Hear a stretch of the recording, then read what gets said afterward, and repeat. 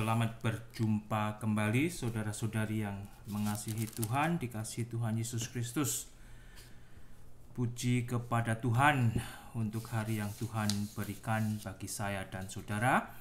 Saya akan melanjutkan pembacaan saya dan perenungan dari kitab Wahyu pasal yang kelima. Saya akan berdoa terlebih dahulu. Anda doakan saya, Bapa di surga, hamba mengucap syukur. Biarlah Tuhan, kami berterima kasih untuk kehidupan yang Tuhan berikan bagi kami. Hari ini ada, jikalau besok ada juga bukan karena kebetulan, tetapi karena anugerah, rencana, dan kebaikan Tuhan bagi kami, sehingga kami juga boleh menggunakan hidup yang Tuhan berikan untuk memuliakan Tuhan. Ampuni untuk segala dosa kami Bapa, sempurnakan tiap hari, jadikanlah kami baru, poleslah hidup kami, jadikanlah kami semakin indah di mata Tuhan. Berkati pembacaan firman-Mu, berikan berkat surgawi-Mu, dalam nama Tuhan Yesus hamba boleh berdoa dan mengucap syukur. Amin. Wahyu pasal yang kelima, saudara. Saya akan melanjutkan. Sebagian orang Kristen mungkin kalau mendengar kata wahyu atau kitab wahyu, ya, pembacaan tentang kitab wahyu atau khotbah tentang kitab wahyu seperti kena alergi, ya. Cepat-cepat pergi, cepat-cepat ditutup, tidak mau membaca, tidak mau mendengarkan. Apakah Anda tipe yang demikian, saudara, ya? Apakah Anda tipe orang Kristen yang menjauhkan diri dari kitab wahyu? Sedangkan kitab wahyu adalah satu-satunya kitab yang berisi, saudara, berkat janji bahagia dari Tuhan secara langsung dengan membacanya, ya.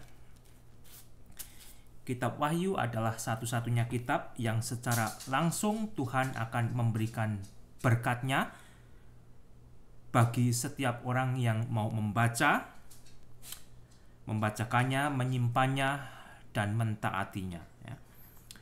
Yang mana di pasal pertama ayat ketiga, saya akan baca, berbahagialah ia, ya. Kalau ia itu saya atau Anda, berbahagialah saya atau Anda, dan siapa saja yang membacakan dan mereka yang mendengarkan kata-kata nubuat ini dan yang menuruti, ya, apa yang ada tertulis di dalamnya, sebab waktunya sudah dekat, ya. Ini juga merupakan satu dari 7 janji bahagia yang Tuhan berikan di dalam kitab Wahyu ini. Saya akan baca 2 lagi, ya, 2 paling belakang, 22 pasal 7, atau mungkin dari 20 pasal ke-6. 20 pasal ke-6, demikian bunyinya, janji bahagia dari Tuhan. Berbahagialah dan kuduslah ia yang mendapat bagian dalam kebangkitan pertama itu. Kematian yang kedua tidak berkuasa lagi atas mereka, tetapi mereka akan menjadi imam-imam Allah dan Kristus, dan mereka akan memerintah sebagai raja bersama-sama dengan Dia 1000 tahun lamanya. Pasal 22 ayat 7. Sesungguhnya aku datang segera, berbahagialah orang yang menuruti perkataan nubuat kitab ini, ya. Jadi di pasal terakhir ada berkat janji bahagia dari Tuhan yang berbunyi, sesungguhnya aku datang segera, berbahagialah orang yang menuruti perkataan-perkataan nubuat kitab ini, ya. Agar Anda tahu menuruti perkataan dari kitab nubuat ini, ya Anda harus bersedia membacanya, ya. Anda harus mau membuka kitab ini, tidak menutupnya. Di pasal 22 ayat 14 bunyinya, berbahagialah mereka yang membasuh jubahnya, mereka akan memperoleh hak atas pohon-pohon kehidupan dan masuk melalui pintu-pintu gerbang ke dalam kota itu. Dalam Wahyu ini ada 7 berkat janji bahagia dari Tuhan. Berkat yang lengkap. Kalau Anda belum pernah membaca kitab Wahyu ini, bacalah saudara. Kalaupun pendeta Anda, pastor Anda, guru rohani Anda melarang, jangan turuti mereka.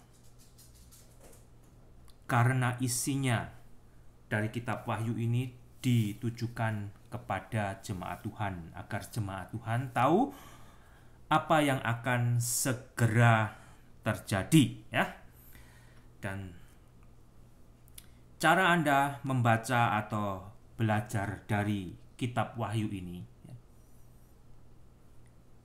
seolah-olah ada 3 episode, Di dalam sebuah drama ada 3 episode. Episode yang pertama merupakan bacaan pasal 1 pendek. Episode kedua bacaan dari pasal 2 dan 3. Jadi ini kronologis saudara Anda ikuti secara urutan pasalnya yang akan terjadi sesuai dengan urutan waktunya. Dan episode ketiga, episode yang ketiga itu yang paling panjang, dari pasal 4 sampai 22. Kalau Anda belum pernah belajar atau membaca kitab Wahyu dengan cara yang demikian, coba lakukan dengan cara demikian dan bandingkan dengan cara yang Anda pernah lakukan di dalam belajar kitab Wahyu. Apakah Anda mendapatkan kejelasan yang lebih dengan melakukan seperti apa yang saya katakan tadi untuk mengerti, untuk belajar kitab Wahyu, ikutilah 3 urutannya. Urutan pertama pasal 1, urutan kedua pasal 2 dan ketiga, dan setelah pasal kedua ketiga selesai, baru Anda lanjutkan dengan pasal keempat sampai dengan 22. Itu episode ketiga panjang, dan di dalam episode ketiga itu bisa dibagi di beberapa subs Dari istilahnya di bagian pasal 4 sampai 22 itu bisa diberikan cuplikan-cuplikan. Yang pertama, pasal 4 sampai ke 5, yaitu pasal di mana Yohanes berada di sorga, pasal 6 sampai 19. Pasal 6 sampai 19 itu adalah masa 7 tahun siksaan dahsyat atau the Great Tribulation dari Matius 24-21. Kemudian pasal 20 kerajaan 1000 tahun, dan terakhir adalah pasal 21-22 tentang Yerusalem yang baru yang turun dari sorga. Saudara, Jadi kalau Anda belum pernah membaca atau masih takut-takut, bacalah saudara, dan percayalah, jikalau dengan kesungguhan Anda untuk mau belajar dan mengerti wahyu Tuhan, Tuhan akan memberikan wahyunya kepada Anda. Pasal yang ke-5 demikian bunyinya. Maka aku melihat di tangan kanan Dia yang duduk di tahta itu sebuah gulungan kitab yang ditulisi sebelah dalam dan sebelah luarnya dan dimeterai dengan 7 meterai. Dan aku melihat seorang malaikat yang gagah, yang berseru dengan suara nyaring, katanya, siapakah yang layak membuka gulungan kitab itu dan membuka meterai-meterainya? Tetapi tidak ada seorang pun yang di sorga, atau yang di bumi, atau yang di bawah bumi yang dapat membuka gulungan kitab itu, atau yang dapat melihat sebelah dalamnya. Maka menangislah aku dengan amat sedihnya, karena tidak ada seorang pun yang dianggap layak untuk membuka gulungan kitab itu, ataupun melihat sebelah dalamnya. Lalu berkatalah seorang dari tua-tua itu kepadaku, jangan engkau menangis.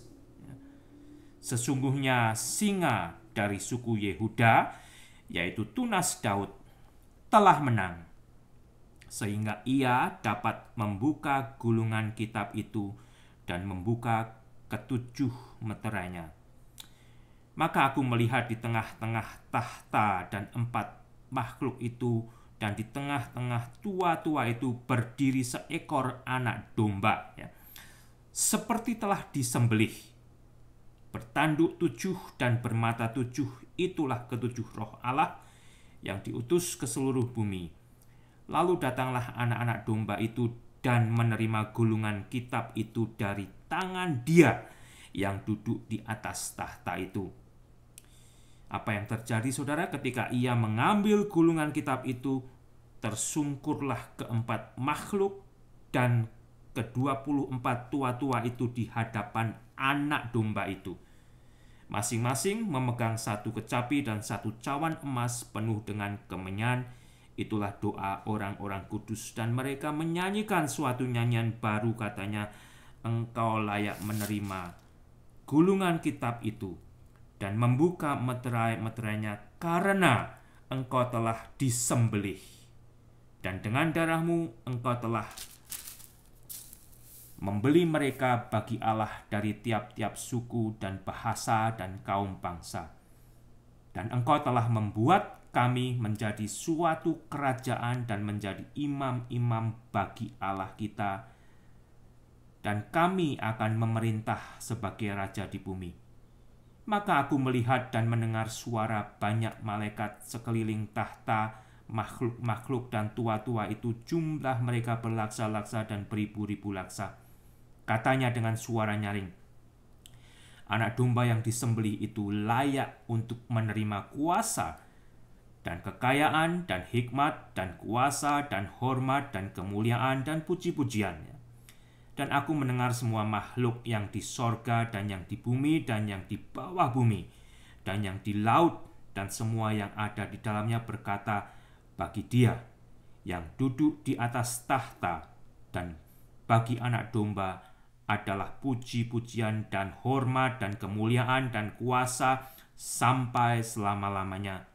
Dan keempat makhluk itu berkata, Amin. Dan tua-tua itu jatuh tersungkur dan menyembah Dia yang hidup selama-lamanya. Itulah, saudara, isi dari pasal 5 dari kitab Wahyu.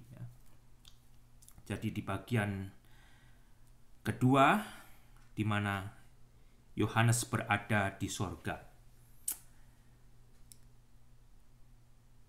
Kembali kitab Wahyu ini di pasal 1, saudara, ya. Seperti tadi katakan, dibagi menjadi 3 bagian.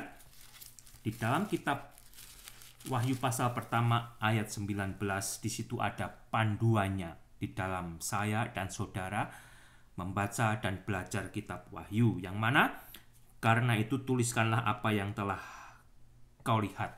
Bagian pertama yaitu yang telah dilihat oleh Yohanes, mulai dari pasal 1, ya, pendek, dan kemudian baik yang terjadi sekarang, ya. Yang terjadi sekarang yaitu kita berada di masa gereja, ya. Juga disebut masa anugerah, pasal 2 dan ketiga. Dan bagian ketiga yang panjang, ya, episodenya panjang, yaitu pasal keempat sampai 22 yang akan terjadi sesudah ini. Metatauta, sesudah apa? Ya, sesudah pasal 2 dan 3. Pasal 2 dan 3 isinya adalah gereja Tuhan. Setelah gereja Tuhan selesai, barulah memasuki pasal keempat, di mana Yohanes dibawa ke sorga. Di pasal keempat, di sorga Yohanes diperlihatkan akan tahta Allah, ya, di mana di situ ada seseorang yang duduk di atas tahta. Ada 24 tahta yang diduduki 24 tua-tua, yang mana adalah wakil daripada gereja Tuhan yang sudah diangkat ke sorga, ya. Ada yang berkata 12 dari wakil 12 suku Israel Dan 12 adalah dari wakil 12 murid Yesus. Tetapi Tuhan sendiri belum selesai dengan Israel, ya. Tuhan sendiri masih belum selesai dengan bangsa Israel. Ya, memang saat ini kita berada di masa gereja. Masa gereja tidak akan selesai sampai di akhir daripada kehidupan sejarah manusia yang ada di bumi ini, saudara. Masa gereja akan selesai di pasal ketiga dari kitab Wahyu, ya. Dan masa gereja juga baru dimulai sekitar 4.000 tahun setelah penciptaan. Jadi gereja Tuhan juga tidak diawali dari awal. Dan gereja Tuhan juga tidak akan sampai akhir. Gereja Tuhan akan berakhir di pasal ketiga dari kitab Wahyu. Jadi kehidupan atau masa atau periode gereja Tuhan, ya, hanya di pasal kedua dan ketiga. Tuhan belum selesai dengan umat pilihannya Israel. Anda bisa baca dari Roma pasal 9 sampai dengan 11, di mana di pasal 11, di masa tribulasi dahsyat itu, tribulasi besar, akan terjadi pertobatan massal dari umat pilihan Allah Israel. Jadi gereja tidak menggantikan Israel. Gereja disebut sebagai Israel rohani, tetapi gereja tidak menggantikan Israel. Yang mungkin Anda pernah mendengar jikalau gereja telah menggantikan Israel. Tetapi Tuhan sendiri belum selesai dengan umat pilihannya yang saat ini hidup tidak percaya kepada Tuhan. Dan di sini, saudara, kita tadi membaca, ya. Kalau di pasal 4, Anda bisa membaca tentang Yohanes diperlihatkan kepada tahta kerajaan Allah. Di situ ada seseorang yang duduk di tahta itu, ada 24 tua-tua yang saya percaya adalah wakil daripada gereja Tuhan yang sudah diangkat ke sorga. Ada juga 4 makhluk, ya, yang matanya ada di mana-mana, adalah malaikat Tuhan, cherubim.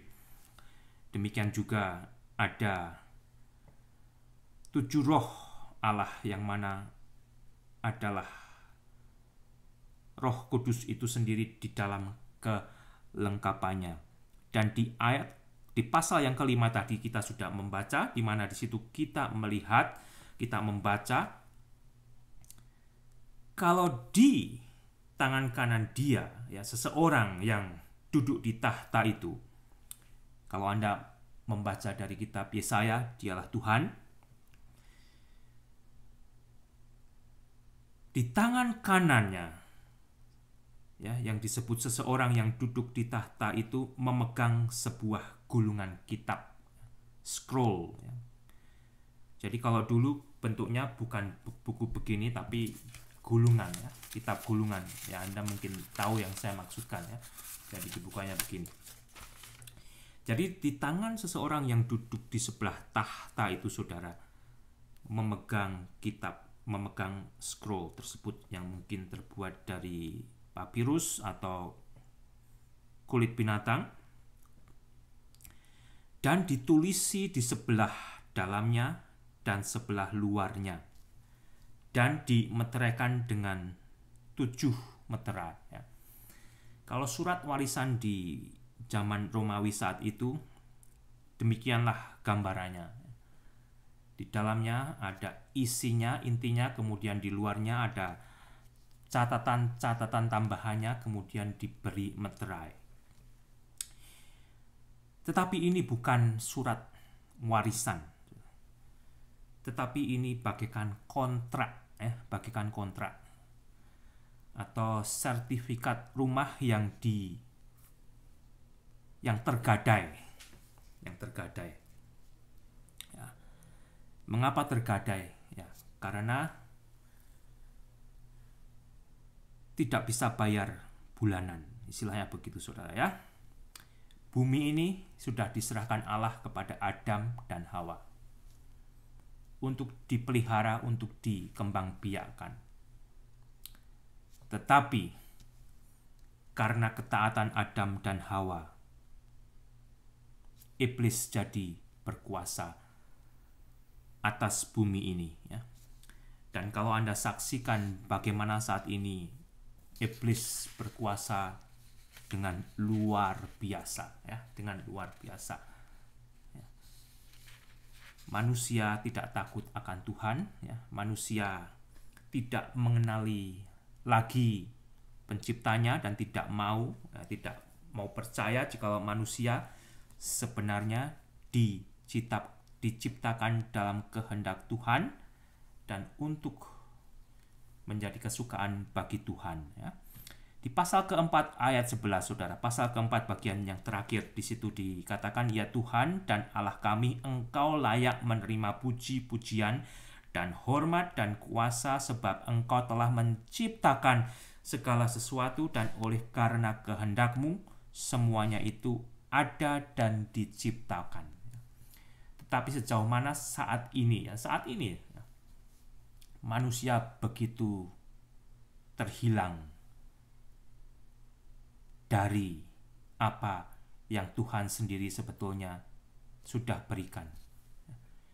Manusia tidak mau lagi mengakui penciptanya, menista penciptanya, mengejek penciptanya, bahkan berkata tidak ada itu pencipta. Saya ada karena letupan-letupan dan sebagainya. Manusia sudah begitu jauh daripada Tuhan, sudah tersesat. Di dalam 2 Korintus pasal ke-4 ayat ke-4, surat Rasul Paulus kepada jemaat di Korintus berbunyi demikian ya, yaitu orang-orang yang tidak percaya, yang pikirannya telah dibutakan oleh ilah zaman ini sehingga mereka tidak melihat cahaya Injil tentang kemuliaan Kristus yang adalah gambar Allah. Berapa banyak manusia saat ini saudara yang Anda ketahui telah dibutakan oleh ilah zaman ini ya.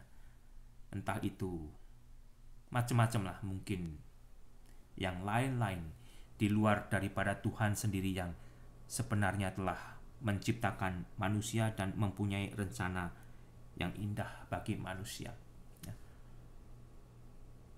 Manusia telah dibutakan oleh ilah-ilah zaman ini, dan iblis juga disebut sebagai penguasa kerajaan angkasa, sebagai keluarga kerajaan angkasa.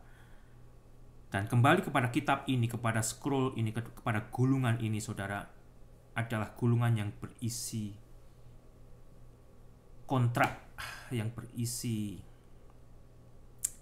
sertifikat bumi. Di pasal kedua, seorang malaikat yang gagah dengan suara yang nyaring berseru ya, siapakah yang layak membuka gulungan kitab itu dan membuka meterai-meterainya? Siapa saudara? Di ayat ketiga dikatakan, tetapi tidak ada seorang pun yang di sorga ya. Siapa saat itu yang di sorga saudara? Gereja Tuhan yang sudah diangkat ke sorga. Demikian juga para orang-orang kudus di Perjanjian Lama sudah diangkat ke sorga. Atau yang di bumi, yang masih di bumi, dan yang di bawah bumi. Tidak ada seorang pun yang dianggap layak, saudara ya. Tetapi tidak ada seorang pun yang di sorga, yang di bumi, yang di bawah bumi. Di bawah bumi di mana saudara? Kalau Anda membaca tentang Lazarus dan seseorang yang kaya itu di bawah bumi saat ini adalah tempat di mana sel sementara, penjara sementara bagi orang-orang yang mati di luar Yesus, ya, tempatnya di situ di bawah bumi. Tidak ada yang layak, ya. Jadi malaikat itu nanti ketika berseru, suaranya menembus dari sorga sampai di bawah bumi, tidak ada yang bisa menjawab. Abraham pun tidak menjawab, Paulus tidak menjawab, karena mereka tidak layak. Tidak ada yang layak, saudara. Dan melihat itu, apa yang terjadi? Yohanes menangis. Jadi bagaimana ini? Yohanes menangis dengan amat sedihnya, karena tidak ada seorang pun yang dianggap layak untuk membuka gulungan kitab itu ataupun melihat sebelah dalamnya. Tidak ada yang layak. Yang mau mungkin banyak, saudara, ya, yang mau berkuasa dan mencoba untuk berkuasa atas bumi ini, ya. Dari waktu ke waktu, dari tahun ke tahun, dari masa ke masa, sebagian hanya bertahan sebentar, sebagian bisa bertahan panjang. Tetapi itu tidak kekal. Silih berganti. Dan saat ini, meskipun bumi ini dimiliki oleh Tuhan, ya, sementara ini yang berkuasa di bumi ini adalah iblis. Ya. Lihat kiri kanan Anda, depan belakang Anda. Bagaimana pekerjaan iblis itu membutakan manusia untuk percaya kepada Allah dan kepada Yesus yang sudah diutusnya untuk menyelamatkan manusia. Pekerjaan iblis itu tidak selalu ditandai dengan hal-hal yang jahat, yang mengerikan, ya. Tetapi cukup dengan membuat manusia untuk tidak mau percaya kepada Allah, untuk percaya kepada Yesus. Itu sudah kemenangan bagi iblis. Karena orang tersebut nantinya akan hidup di dalam kekekalan bersama dengan iblis, di dalam kematian yang kedua, ya. Yohanes menangis dengan amat sedihnya karena tidak ada seorang pun yang dianggap layak untuk membuka gulungan kitab itu ataupun melihat sebelah dalamnya. Kitab yang sempurna. Diperlukan seseorang yang bisa mengalahkan apa yang memegang dan berkuasa di bumi saat ini, yaitu iblis, saudara. Apa yang terjadi kemudian kalau saudara perhatikan di pasal yang kelima, pasal kelima ayat kelima. Lalu berkatalah seorang dari tua-tua itu, ya, berkatalah seorang dari presbiteros itu kepada Yohanes, jangan engkau menangis, ya. Jangan engkau menangis. Yohanes jadi artinya keburu menangis tadi, ya, terlalu cepat mendengar kalau tidak ada yang bisa membuka, tidak ada yang layak, dia menangis. Tetapi sebenarnya melalui perkataan presbiteros ini, tua-tua ini,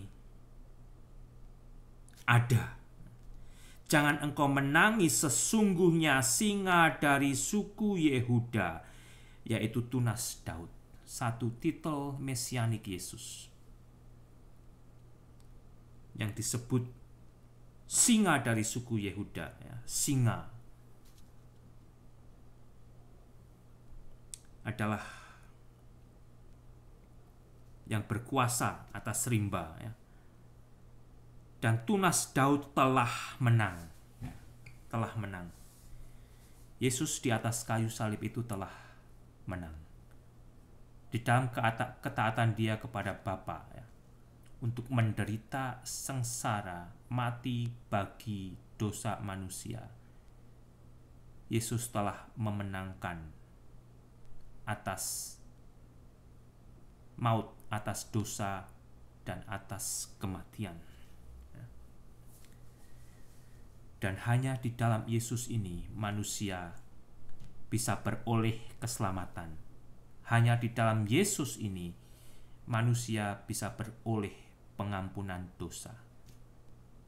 Dan dibenarkan Allah untuk diberi jalan menuju ke sorga, saudara. Ya. Kembali saya baca. Lalu berkatalah seorang dari tua-tua itu kepadaku, jangan engkau menangis, sesungguhnya singa dari suku Yehuda yaitu tunas Daud telah menang, sehingga ia dapat membuka gulungan kitab itu dan membuka ketujuh meterainya. Hanya Yesus yang layak membuka kitab itu, karena Yesus telah menang. Karena Yesus telah menang. Lalu datanglah anak domba itu dan menerima gulungan kitab itu dari tangan dia yang duduk di atas tahta itu.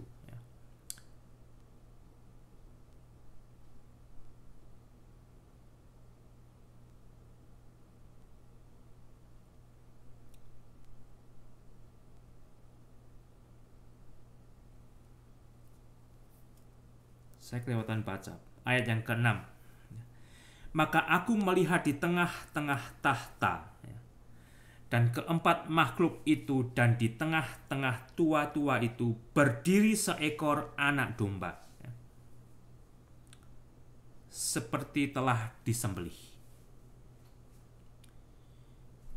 Setelah Yesus bangkit dari kematian, menemui murid-muridnya, di hadapan Thomas dia menunjukkan bekas luka-lukanya.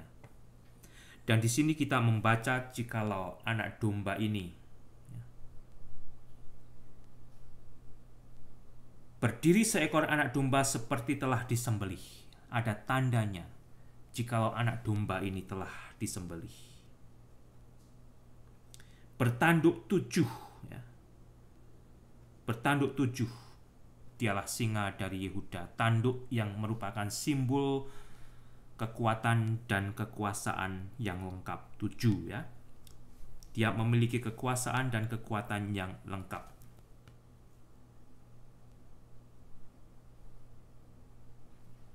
Dan bermata 7. Dan bermata 7. Dia melihat dengan penuh apa yang terjadi. Dia mengerti apa yang saat ini juga terjadi, saudara. Ya. Itulah ketujuh roh Allah yang diutus ke seluruh bumi. Lalu apa yang terjadi, saudara? Anak domba itu datang kepada seseorang yang duduk di tahta itu dan menerima gulungan kitab itu dari tangan dia yang duduk di atas tahta itu. Ketika anak domba itu mengambil gulungan kitab itu, apa yang terjadi? Tersungkurlah keempat makhluk, keempat cherubim itu dan ke-24 tua-tua itu di hadapan anak domba. Masing-masing memegang satu kecapi. Jadi dari 24 tua-tua itu masing-masing memegang satu kecapi dan cawan emas penuh dengan kemenyan. Itulah doa orang-orang kudus. Doa orang-orang kudus ditampung oleh Tuhan di sorga, di dalam cawan emas ini. Doa-doa kerinduan, keluh kesah mereka, beban mereka yang tidak lama lagi akan segera dijawab oleh Tuhan. Sebentar lagi Tuhan akan kembali sebagai penguasa, raja di atas segala raja. Dan mereka menyanyikan suatu nyanyian baru, katanya, engkau layak menerima gulungan kitab itu. Ya. Dan membuka meterai-meterainya karena engkau telah disembelih. Dan dengan darahmu engkau telah membeli kita bagi Allah dari tiap-tiap suku dan bahasa dan kaum dan bangsa. Jadi harga yang membuat Yesus layak untuk membuka kitab itu, membuka meterai-meterainya, adalah pengorbanan darahnya sendiri yang sebenarnya sangat mahal. Sangat mahal. Pengorbanan Yesus bagi manusia mahal harganya. Dan hanya di dalam darah Yesus, kembali saudara, manusia itu bisa dibenarkan oleh Allah untuk diberi jalan masuk ke surga di dalam Yesus Kristus. Ya.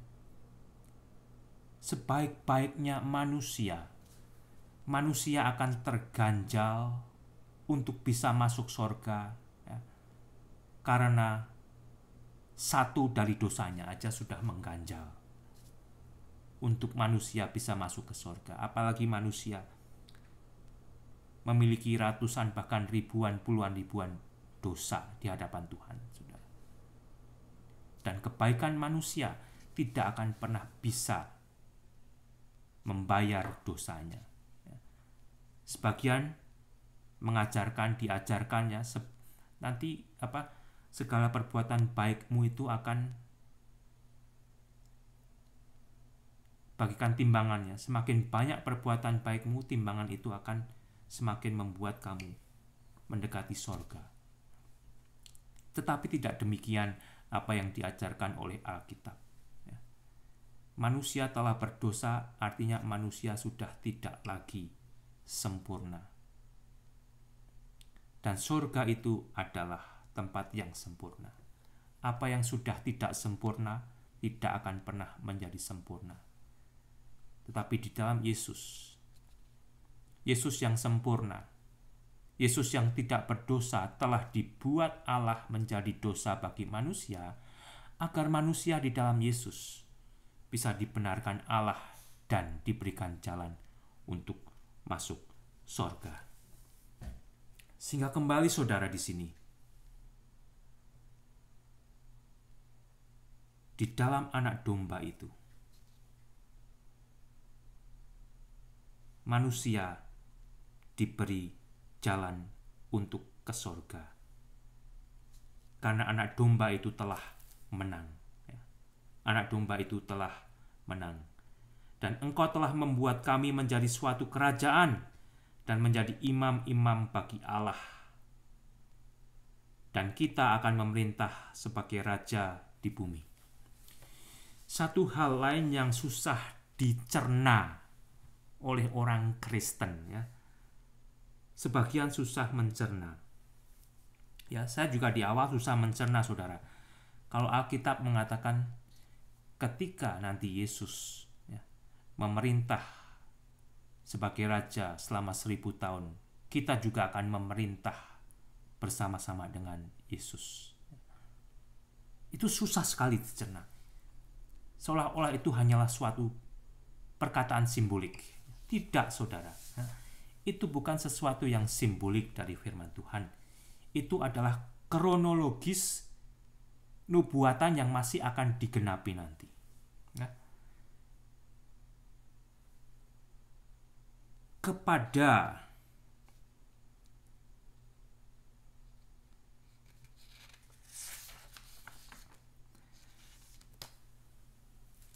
kepada jemaat di Tiatira, pasal 2 ayat 26.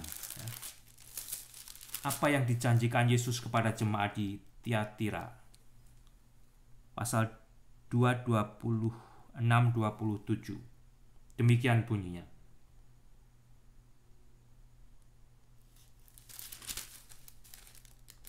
Dan barang siapa menang dan melakukan pekerjaanku sampai kesudahannya, kepadanya akan kukaruniakan kuasa atas bangsa-bangsa. Akan dikaruniakan kuasa atas bangsa-bangsa, ya. Akan memerintah atas bangsa-bangsa. Kepada jemaat di Laodikia, ya. Pasal 3 ayat 21. Barang siapa menang, ia akan kududukkan bersama-sama dengan aku di atas tahtaku, sebagaimana aku pun telah menang dan duduk bersama-sama dengan Bapakku di atas tahtanya. Kita akan didudukkan oleh Yesus di atas tahtanya untuk memerintah. Ya. Di dalam 2 Timotius pasal 2 ayat 12.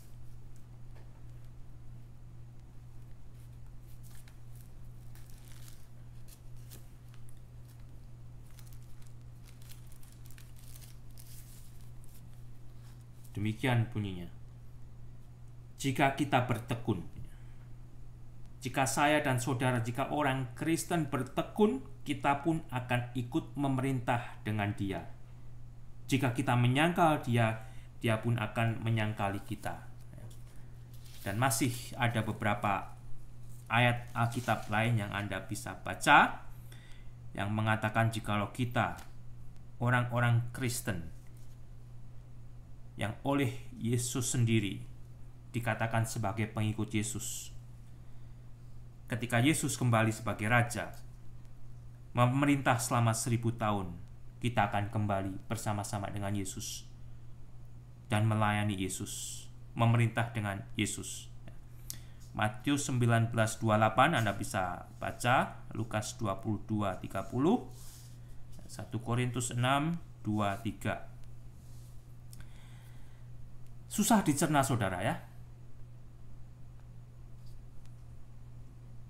Sesuatu yang luar biasa. Saya seperti ini, Anda seperti itu. Ya. Nanti kita akan memerintah bersama-sama dengan Yesus di kerajaannya 1000 tahun. Tidak bisa kita bayangkan, saudara.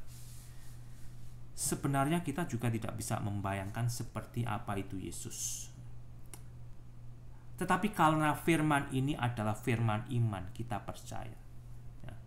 Karena firman yang berbicara tentang jikalau orang Kristen akan memerintah bersama-sama Yesus di pemerintahan 1000 tahun nanti, seharusnya kita juga di dalam iman mengimani firman iman tersebut.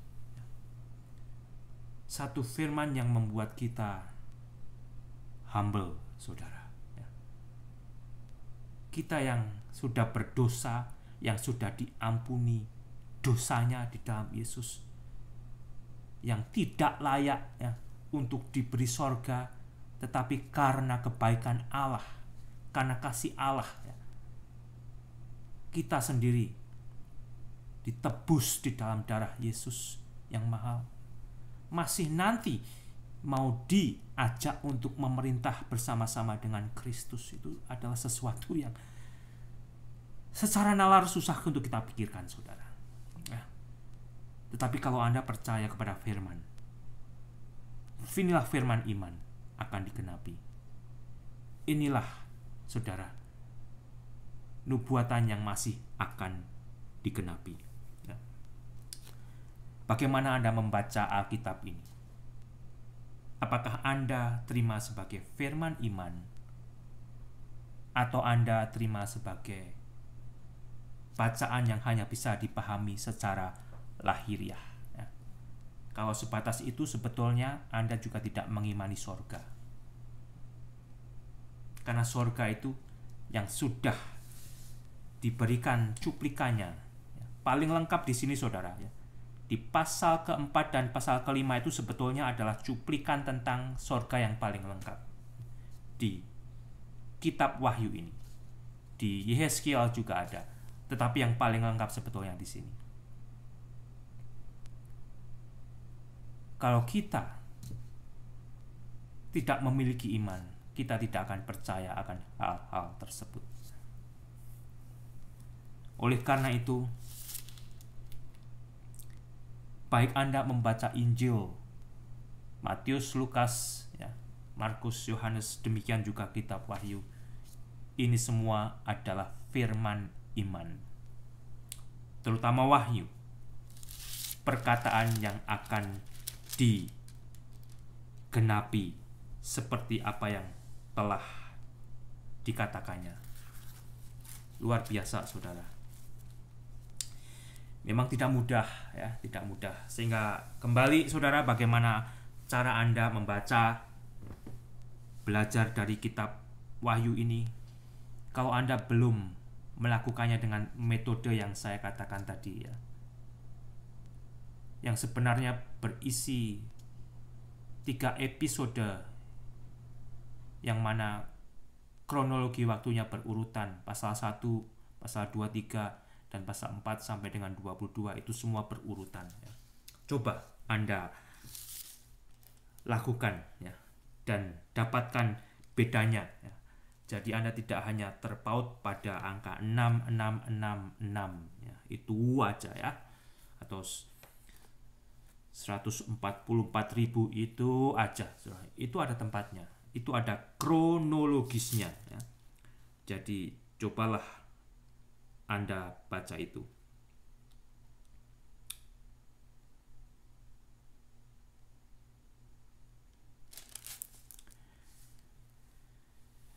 Sehingga saudara, melalui pasal yang keempat dan kelima ini,